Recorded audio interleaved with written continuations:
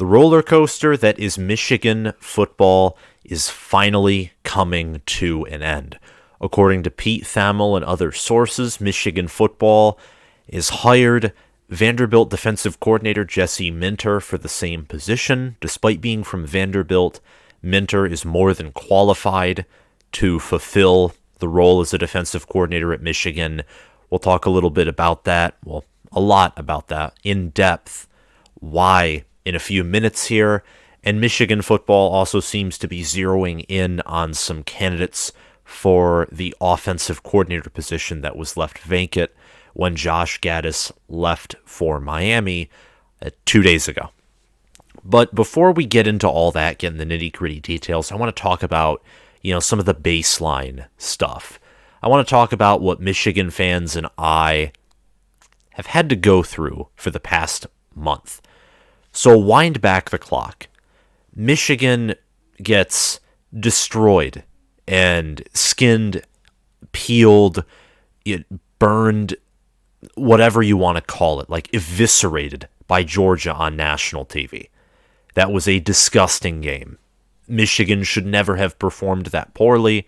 If Michigan played its A game against Georgia the way Georgia played, no, I think we still would have lost, but at least it would have been competitive for 3 quarters or something. Or maybe Michigan could have at least been in a position to make a last-minute miracle play to win the game instead of lose 34-11 and almost lose 34-3.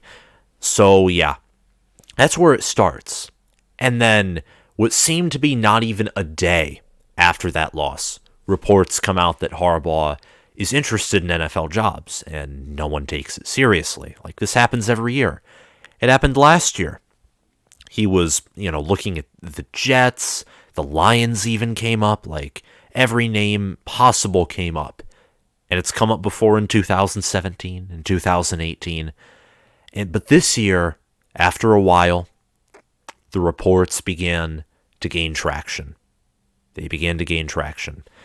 And it just, eventually we all began to take it seriously. We had to. Michigan fans, Michigan Nation, college football in itself had to take it seriously. Which, of course, instability began to become a part of the program. Sean Nua leaves for a lateral move. He moves to the same position to USC as their D-line coach. Mike McDonald soon begins to, look at the Ravens. The Ravens begin interviewing him. They hire him. Harbaugh goes to interview with the Vikings.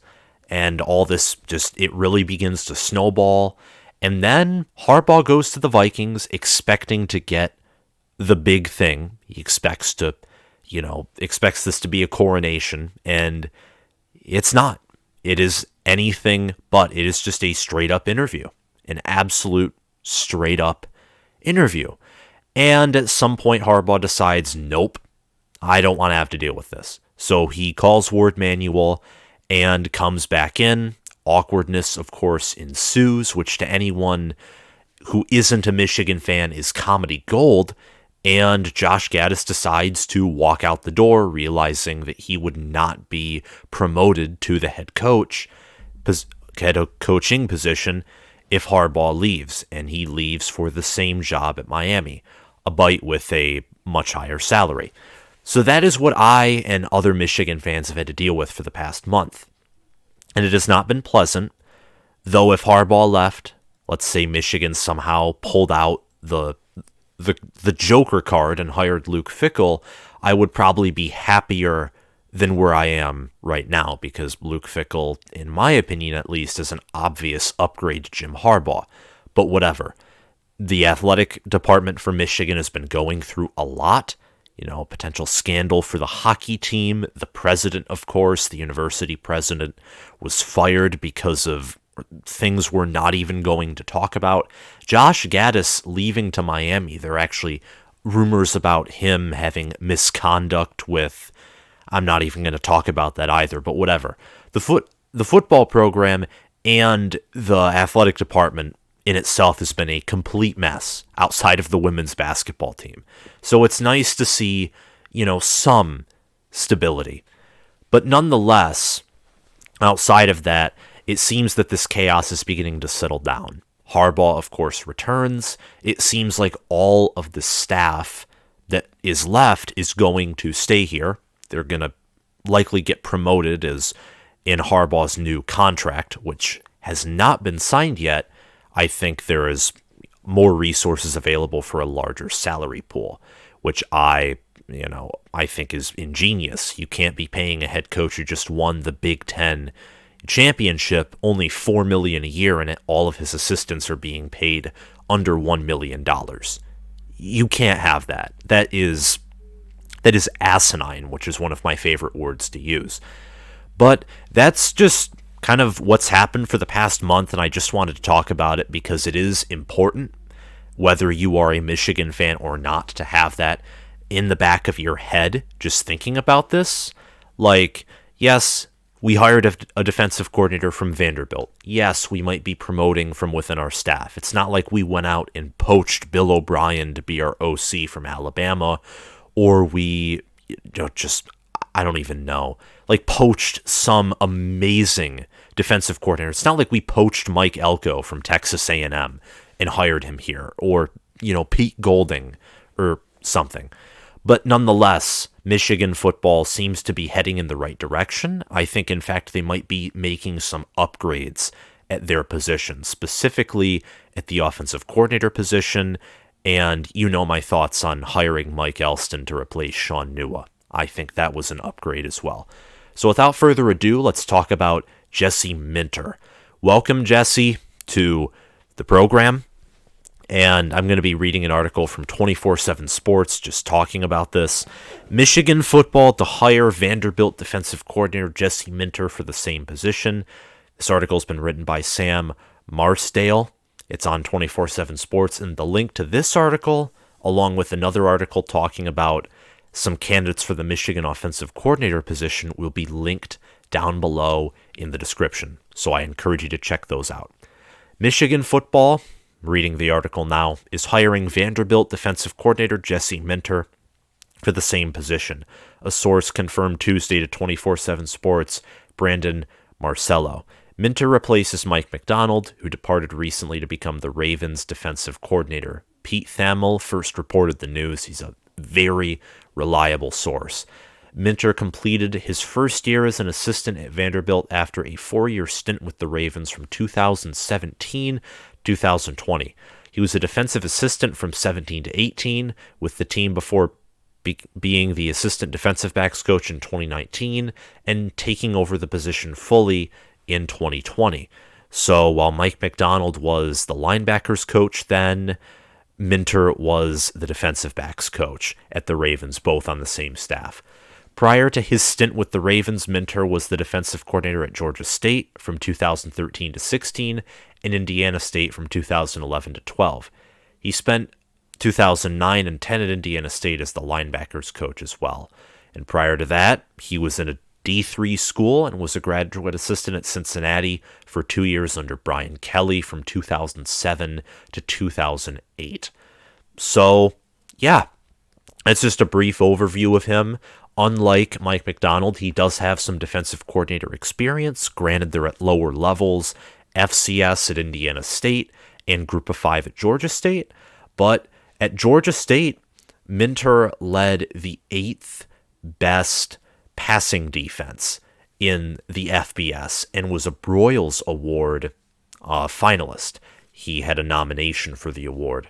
So there is some play calling experience there, obviously leaving from a Group of 5 DC position to an NFL just assistant position is not unheard of. It's an obvious promotion. It's an obvious better job. You've even seen it with Todd Monken, Georgia's OC, going from, I think, Southern Miss as the head coach to then the Tampa Bay Buccaneers or to the NFL as a coordinator. It just happens. So he does have play calling experience. He's going to be the defensive coordinator and I think maybe safeties coach as well at Michigan, as he was that at Vanderbilt. and seeing how he's excellent at pass defense, which is something that ever since Don Brown has been at Michigan and ruined our pass defense, I've always wanted to prioritize. I think actually having a better pass defense than run defense will get you further, as a lot of the elite teams are much better at passing the ball, or at least emphasize it more than running the ball. So that's a positive thing in Minter's hiring. Minter's defense ranked last in the SEC with 6.75 yards per play allowed in 2021. Ouch. You may be thinking, why did Michigan hire this guy? But Vanderbilt is the only school in the SEC with a pretty solid pulse when it comes to athletics. So they're not athletics, academics. So they're limited from the academic side, a lot like Northwestern. And even then, the rest of the SEC has so much more reputation, so much more resources. It doesn't matter. Vanderbilt doesn't have players. They don't have players. They're the least talented team in the SEC. Vanderbilt has prioritized improving its speed and athleticism at the defensive back unit as a result of Minter's hiring. And Minter has actually recruited some 4-stars to Vanderbilt. 4-star cornerback Trudell Berry and 4-star safety Jedias Richard. So he can recruit. If you can get 4-stars to come to Vanderbilt, I can only imagine you can get some 5-stars to come to a place like Michigan. McDonald, replacing Don Brown, coached up an elite Michigan defensive unit in 2021 that aided the Wolverines to win a Big Ten title and make the playoff. And McDonald, of course, helped develop Aiden Hutchinson and David Ojabo. You just look at Minter's similar resume to McDonald, the fact they run a similar scheme on defense. In my opinion, this hire allows Michigan to not skip a beat at the defensive play calling position whatsoever. That's just, I think that it's actually, like reading this article and reading other things, it's every minute I think about this hire, it fits. No, it's not Michigan. It's not as splashy or fancy or coated in tasty icing like Michigan hiring an alum in Larry Foote from the NFL. But just, it doesn't have to be shiny to work out. And that's what a lot of college football fans forget, is the shiniest hire is not always the best hire. So Minter, I think a good hire for Michigan, and that fills the void at the defensive coordinator position, a position that obviously is very important, and again, looks to be a good recruiter. There are no complaints. I will say that the only people who are making, fun of this or who don't like it are either casuals or they're joking with you and they're just trying to push your buttons. And I'd say that most of them are the latter. So that's just talking about Jesse Minter. Again, welcome. And now we're going to move on to talking about some possible people who could fill the void at the offensive coordinator position. So I have 3 main names that I like. And if you haven't already figured out just by seeing this image, yes, the reason Tom Herman is on the cover is because I think that, if we hired him as an OC, that would make me laugh, because I view Texas and anyone who coaches it in a funny way, and B, more importantly, is just, he won the Broyles Award at Ohio State, and he was a mastermind at Ohio State and at Houston, and in general, he is an offensive mastermind. He developed Sam Ehlinger to be a pretty good college quarterback. It was just, he just couldn't get Texas to that next level. I don't necessarily know what went wrong there. But I also have Matt Weiss listed, Sherrone More. Matt Weiss, of course, did an amazing job with the quarterbacks at Michigan. Did they produce eye-popping numbers? No. Were their passer ratings elite? No, but they've never been that way with Michigan. The difference is Matt Weiss enabled Cade McNamara and J.J. McCarthy to get the job done and to be able to make plays and make those NFL throws in clutch positions that Shea Patterson, Wilton Spate, and basically everyone else in the Harbaugh era at Michigan were just magically incapable of doing. So Matt Weiss, again, did a really good job. I also heard somewhere that he shared him, Moore, and Gaddis all actually shared play calling ideas with each other this season. So he does have a little bit of experience there. Sherrone More, what a ride it's been for him. He was the tight ends coach from 2018 to 2020. And now look at him. Co-offensive coordinator and O-line coach. He commanded one of the best offensive lines in the country. Again, it was also rumored that he helped with play calling as well. And now he might be the OC and O-line coach at Michigan. So what a ride it's been for him. He's one of the longer standing assistants here at this program. Assistants don't last here because of one, Harbaugh, and two, some of the down and up years that we've had. A lot of people do use Michigan as a stepping stone for the NFL or future head coaching jobs or better jobs in the SEC if you're an assistant, like Chris Partridge, for example. So, yeah, I think that in my mind, these are my three ideal replacements. Let's read an article by Sports Illustrated. 5 candidates to replace Josh Gaddis as Michigan's offensive coordinator, and after that, we will be done.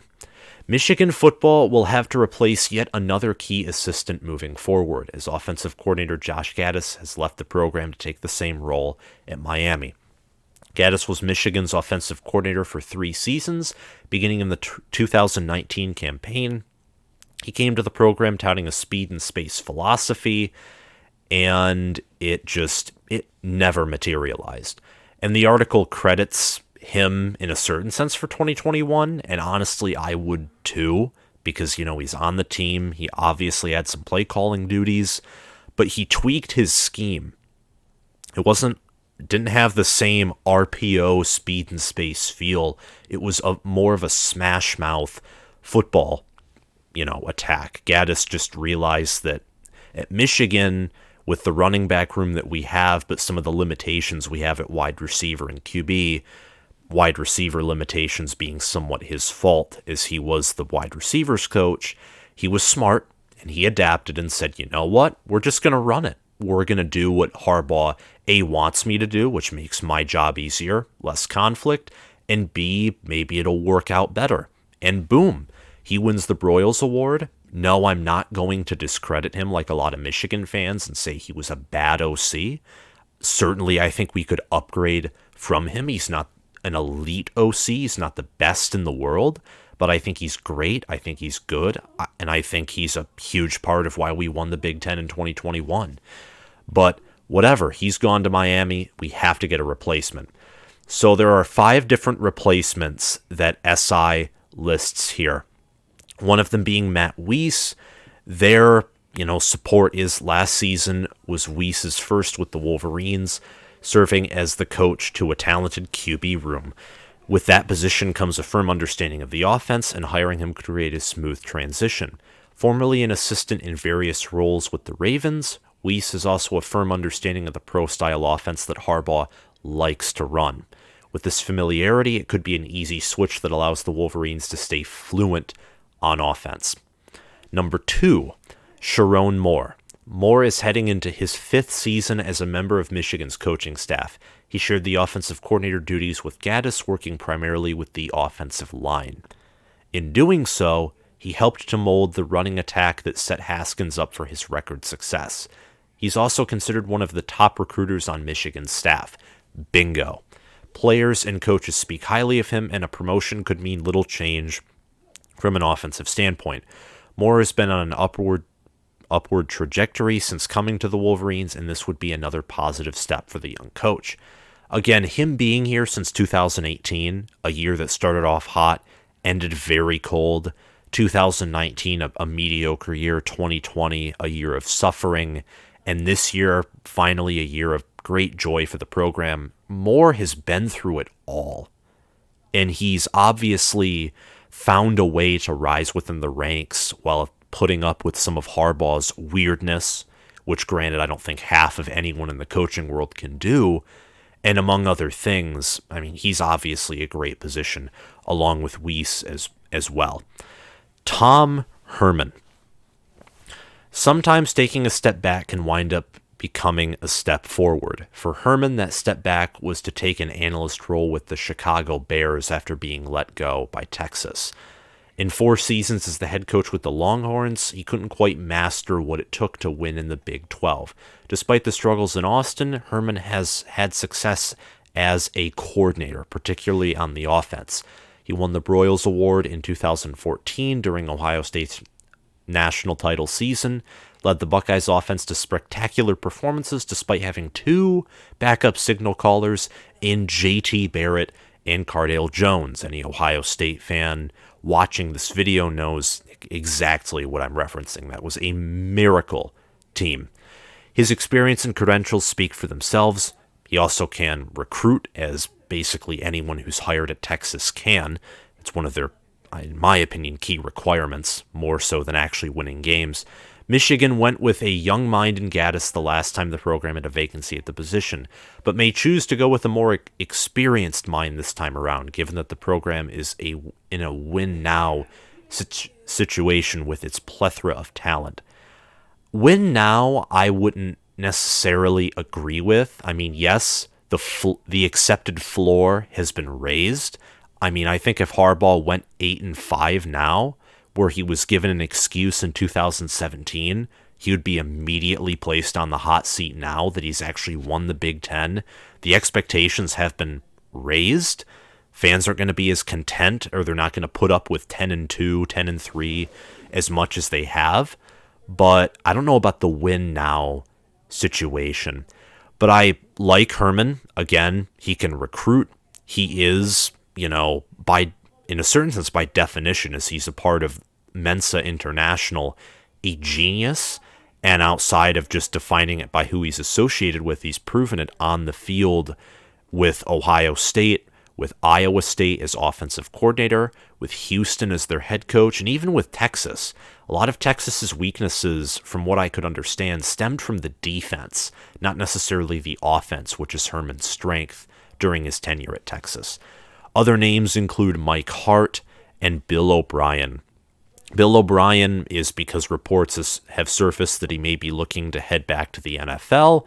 I don't really know why he would go to Michigan, as it would kind of be a step, it would be a step down, but maybe getting to manage like J.J. McCarthy and a younger offense, a different setting, is just maybe what he wants to do. I mean, Doug Nussmeier kind of did a lateral move or a lower move when he went from Alabama to Michigan after the 2013 season at Alabama.